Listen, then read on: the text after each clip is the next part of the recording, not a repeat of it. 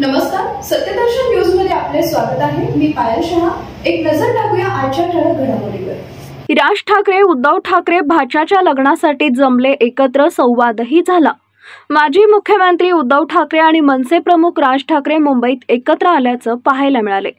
राज ठाकरे आणि उद्धव ठाकरेंच्या भाच्याचं आज लग्न होतं।